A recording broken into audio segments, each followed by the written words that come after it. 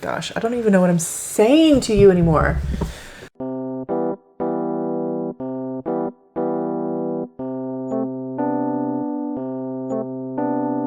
Hello everyone, and welcome back to my channel. Just another struggling writer. The beleaguered author's one-stop shop for commiseration and hopefully inspiration. My name is Carrie Scher, and I am just another struggling writer. Well friends, today is the start of another writing vlog, and I'm getting a little bit of a late start on this vlog because, as you may recall, last week I added Thursday, which is normally when I start the vlogs, onto last week's one because I had forgotten to do an update, and I had gotten a lot of stuff done and I wanted to talk about it. And then Friday and Saturday I didn't get anything done because I was just so mentally fried from the week last week, and then my daughter had her best friend over for her birthday, and just maintaining all of that just took up most of my time and energy. But I will say today I think makes up for the last couple of days because, oh my gosh, I got so much done. I finished the first draft of the outline today. I had gotten not quite to the midpoint. No, I was just at the midpoint when I took a break, or when I finished on Thursday, and I just finished it today. Now, to be fair, the back half of this outline wasn't quite as robust as I was hoping. It definitely has some gaps that need to be filled in. It definitely needs to be fleshed out more to make it feel like it's got some more, like it's got some meat. And I knew it at about an hour in, as I was getting close to the climax. I was like, man, there wasn't really that many scenes. I don't really feel confident that this is good enough, but I just decided to go ahead and finish it anyway. So I ended up with 31 scenes, and I was hoping for between 40 and 50. So obviously I have some work to do in that regard, but I've already got some ideas of where I can kind of make it a little bit more robust. For example, the scene where my main character finds out about magic being more widespread than she realized, and there's this whole secret government agency. That is one scene in my outline. But when I tried to draft this story last year, whenever it actually was so long, I broke it into 2 scenes. And I think that will probably end up being the case again. So when I go into the second draft of this outline, I'm probably going to break it into 2 scenes again. Stuff like that. Then as I was going towards the end, I realized I was just condensing moments into one scene that probably would have been broken up into 2. Going to split that up a little bit. I'm going to add an epilogue. As I was finishing up for the night, I had a great idea for an epilogue. So there's ways to fill this out, but I've had such a good day of writing. I was over there and I was like, I'll just get through Act 3 again of the 6-act structure, not the 3-act structure. I'll just get through Act 3. Then I finished it, and then I was like, well, let me just do Act 4. And then it was the climax time. So then I just did it all. And I just kept going and going and going. And I was in such a groove. I did not want to stop. And that for me is the most exciting part about where I'm at with this project. Is I feel so energized by it. And I do feel especially energized by outlining. I was talking to my son, who came in to say goodnight and asked me what I was doing, and I was telling him kind of about my whole process. I was just telling him how some writers don't like this part or don't want to do this part at all because they feel like it takes away from the magic of their discovery as they draft, but how I need it. More than I need it, I think this moment in time proves how much I love it too. This for me is what pantsers get as they draft. This for me is the discovery, and I still want to write it. In fact, this makes me feel like I can write it, knowing that there's a start point and an end point and there's a middle. Even if the middle isn't quite dense enough yet, I can do it. This is what makes me believe that I can write a book. I can't get into the middle of the draft and then suddenly be stuck. If I had gotten halfway into it and realized, oh my gosh, I'm only at 20,000 words, I would have had just a mental collapse. So I'm, again, not just glad that I'm outlining and figuring all this stuff out now. I'm actually excited and enjoying the process, which is so important. So discovery writers, before you shit on us planners, just remember that I do enjoy this part. It isn't just when I'm drafting. I don't actually like drafting all that much at all. It feels like pulling teeth, but that's a whole other discussion. If you want to watch my writing red flags video, I'll link it right here in the cards, but it's It's a real thing. Anyway, I almost want to get back in bed with my notebook and continuing to take down notes for how I want to revise this outline, because I think I'm in a really good spot. I think if I could just add maybe 10,000 more words worth of scenes, I'll be in a really good place. So I've already got one idea for an arc that hasn't gotten that much attention yet in the outline, ways to kind of slip that in. Again, breaking up scenes that I condensed into one that shouldn't have been, carving in half ones that were that I know will be too long and breaking them into two. So my plan for tomorrow is to look at this outline and continue taking notes on where it can be fixed. It can be beefed up. It can be basically to make it as long as I need it to be. I don't know if I'm going to do this whole process again, which I'm going to show you in a minute. I'm going to show you how this looks, how my outline looks. I don't think I'm going to do a second draft of this version of the outline, like in this format. I think I'm going to take some notes, some pretty extensive notes about where it can be revised into what I want it to be, and then I'll move into what is theoretically the last stage of the outlining process, which is a whole other ball game. But that's for the future. We'll just have to see how I feel. If my notes get too extensive, I may just end up doing a second draft of this version of the outline, just so that it's easier to transpose onto the next phase, which will all make sense to you when we get there, I promise.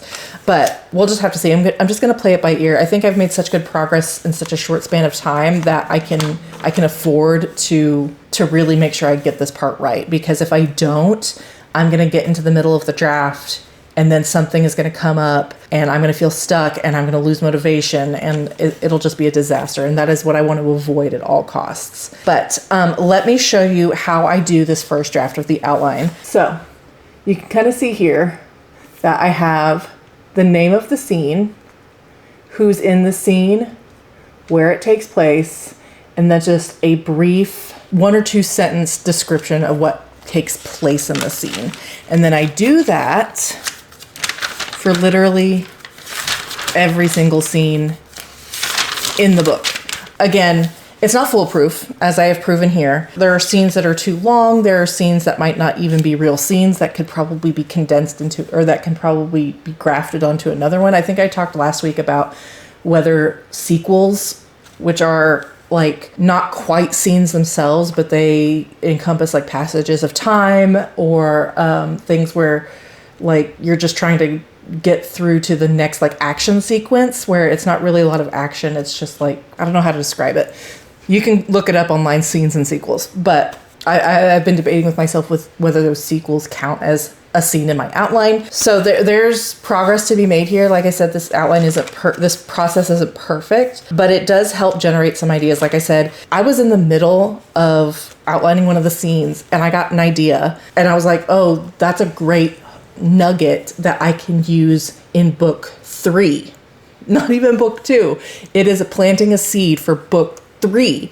And then as I got to the end, I was like, oh, I can turn that nugget into the epilogue, which will then help foreshadow and hook into book, lead it into book 2 and raise the stakes for book 2, stuff like that. So it's productive because I'm still generating ideas just from being in this in the same way that I would if I was drafting. So this for me has all of the excitement of drafting. And then hopefully in theory, when I get to the draft, I'll have it all ready and I'll just need to word vomit based on this roadmap. There's still work to be done. I'm not nearly done with this part of the process, but I've taken a huge step and like I am just feeling so creatively energized right now that I don't want to stop. I want to get back in bed and keep going. But unfortunately, I do have to actually sleep at some point. I do indeed have a full-time day job that for some reason they continue to expect me to show up for. So I'm going to leave it here for tonight, but I'm so excited. I'm so excited about what I have accomplished over the last week or two. I'm so excited about what I'm going to accomplish for the rest of this week and even into next week. I'm so excited for the ideas that I know are coming and that are going to fill the story out and make it into a book, like a real book. That is my update for today, and I will check in with you tomorrow once I have done a little bit more work on it. Hey y'all, just checking in for another writing update. Today I accomplished a whole hell of a lot of writing. Unfortunately, there's some good news and some bad news, if you're me anyway. The good news is that I figured a lot of stuff out today. As I mentioned yesterday, I have finished my scene by scene outline, and today I continued working on revisions to that outline, kind of trying to figure out how I can strengthen it, because there is still some beefing up that needs to be done for sure. I took some notes. I jotted down some ideas of where I could add scenes, where I could break some longer ones into two. And then I took all of those ideas and I did a chapter by chapter breakdown of the outline and just kind of slotted in where I thought the chapter breaks would go in between which scenes. And that was really instructive. And for the first 50%, I was right on target with my word count, because as I was doing this, I was also kind of estimating how many words each scene would have. And for the first 50%, I was right on target with my word count, and I was right on target with like how many chapters it was taking to get there. And then it sort of went all downhill after the end of the third act in the 6-act structure. There was hardly anything to make up the fourth act and the climax and the denouement. Like the climax was just one battle scene, and that was it. And then the denouement, and then like the fourth act was just like maybe 2 chapters, and it's supposed to make up 20%. And I was like, even after all of the revisions and all of the beefing up I had been attempting to do all day, it still wasn't working out. And after dwelling on it for a little while and really thinking deeply about it, I realized that I know exactly what the problem is. The problem is that the way I've structured the story so far, it's very, very bottom heavy. The first 60% is great, is right on target. But the last 3 acts, acts 4, 5, and 6, which is supposed to make up 40% of the book, was definitely not making up 40% of the word count or the scenes. And I realized exactly what the problem was. If you recall, a couple weeks ago, I had been debating 2 different directions I could take the middle section of the book. At the time, I was calling it Act 2 when I was still using the 3-act structure, but it's basically that's just that whole middle section.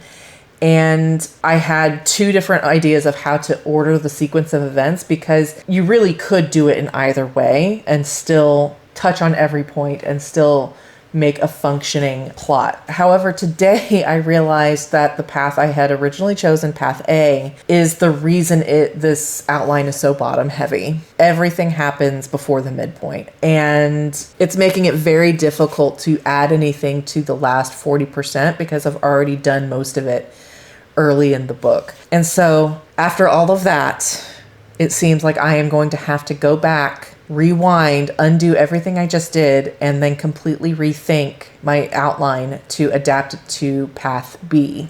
Because everything I have been doing the last couple of weeks has been based on that decision of path A. Now, I'm not in totally dire straits. I can certainly work with what I've got and adapt a lot of what I have already to fit the new structure, but it is going to take some thinking. It is going to take a little bit more work. The good news is, I guess, is that I'm figuring this out now rather than mid-draft. It's just, that is definitely one of those things that would cause me to spiral and maybe completely shelve the project. While yes, the last couple of weeks have been a little bit feels a little bit like I've been spinning my wheels, red of mud. I know that that's not true. I've accomplished a lot.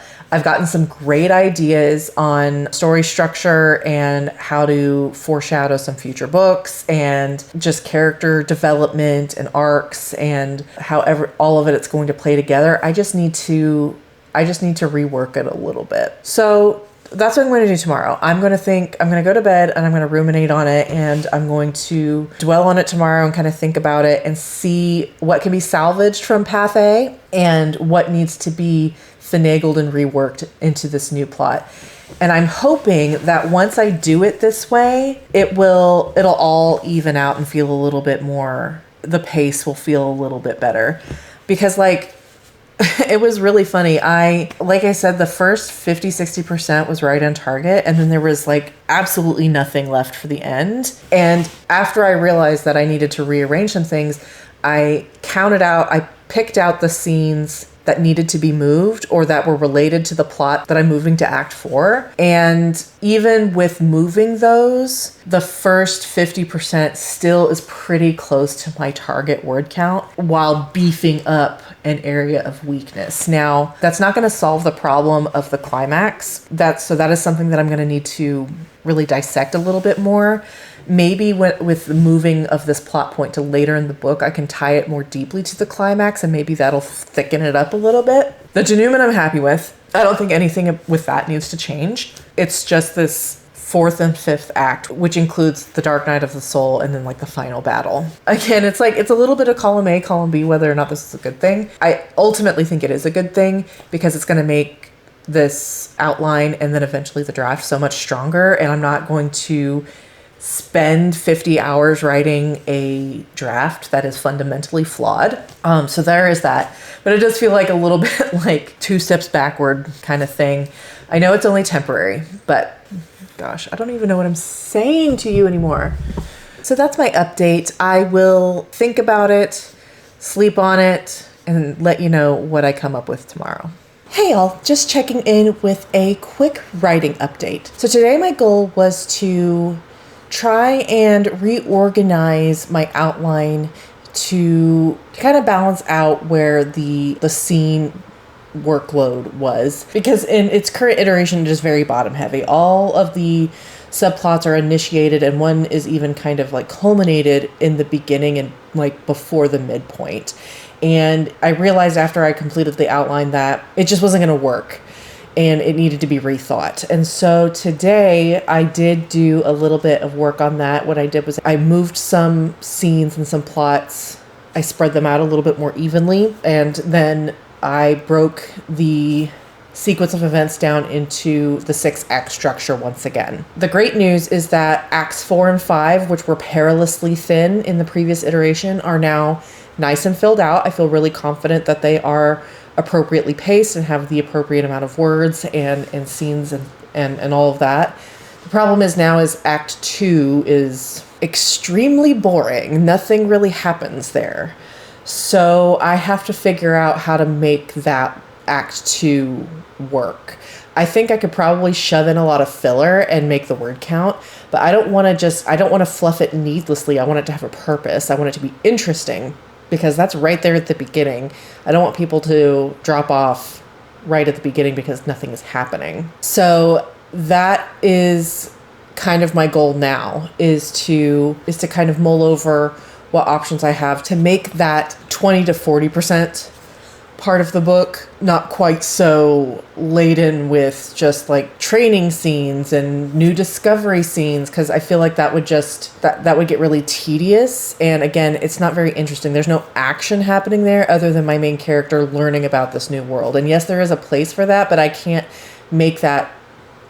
write 18,000 words just of that. So that's what I've got to do now. Now that I know for a fact that the structure is a little bit more conducive to making the latter half of the book feel well-rounded and interesting, which is important because like before, Acts 4 and 5 were lacking and now it's just Act 2. So I do feel like this is an improvement and better. I didn't just move the problem around, I did improve. It just created a gap. So now it's just time to fill in that gap. All of that to say, tomorrow I'm going to turn the page on my notes and just start jotting down ideas for how to make Act 2 not quite so boring and make it just a little bit more action friendly and enticing to a reader. That is my update. Again, it was kind of all over the place sort of day, but I am still feeling like this project and my writing is all I'm thinking about. I feel like I have not had any mental space for reading, which is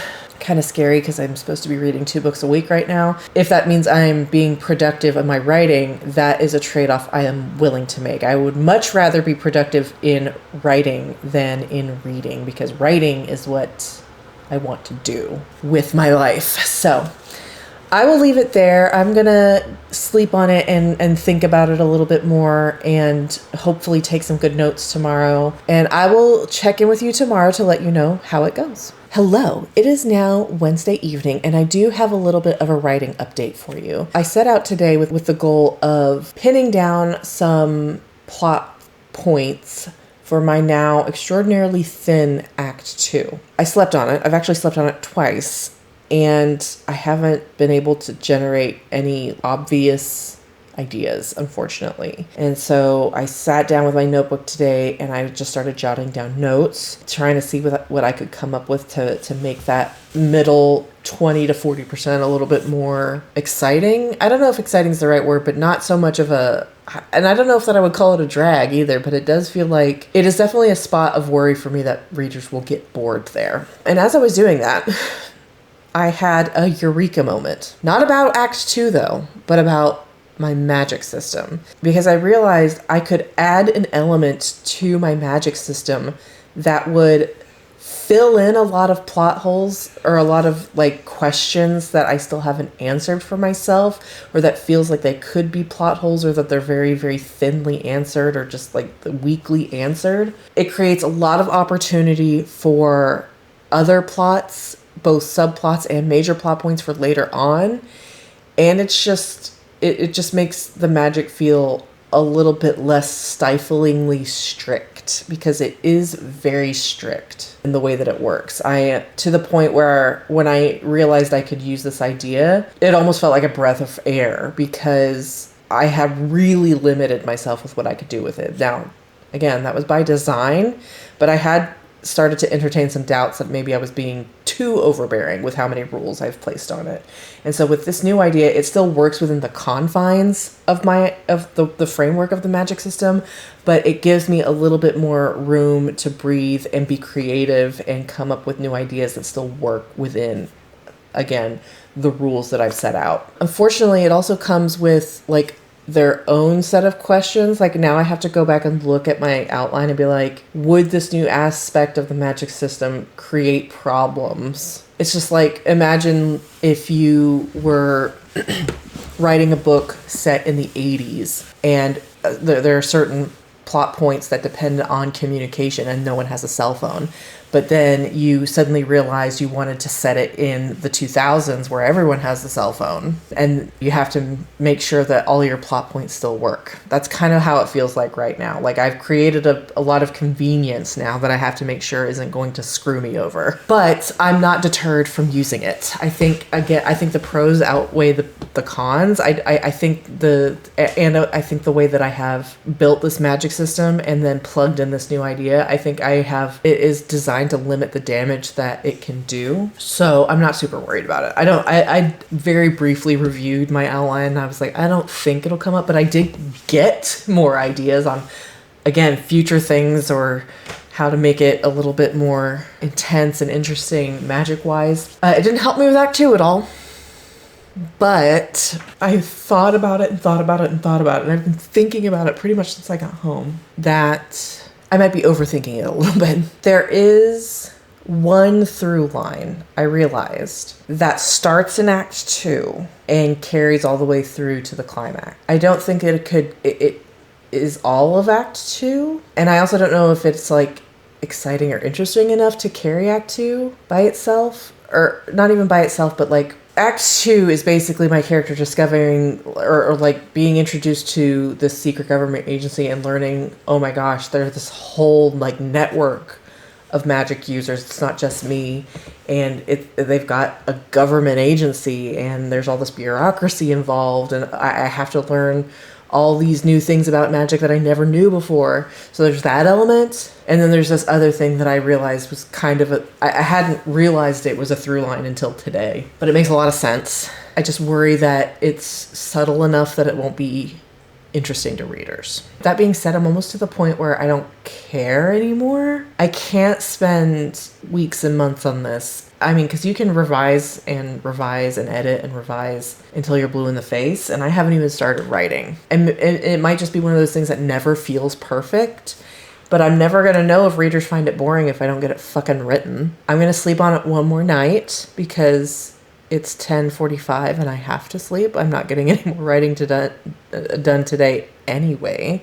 I'm going to sleep on it one more night. Tomorrow will be the start of a new vlog, and I hope that when I wake up in the morning, I'll either I'll either have an idea on how to fix it, or I'll be at peace with just moving on. You know, it could be that once I'm in the weeds of the draft, it'll make all the sense of the world. That is my plan. And with that concludes this writing vlog. It has been an up and down week of 2 steps forward, 3 steps back, 2 steps forward again, 1 step back. And then, you know, I just feel like I've been dancing back and forth. But ultimately, I think I came out ahead. 5 of my 6 acts, I feel, are right in the sweet spot. The last one, the second act that I'm still trying to puzzle out, I think it's like 1 good idea short, and then it'll be in the sweet spot too. So a really great week, a really productive week, and I can't wait to do it again next week. So thank you so much for watching. In my next video, I will have a up and down reading vlog for you. Similar to how my writing is going, my reading has been all over the map as well. So I hope you look forward to it, and I will see you then.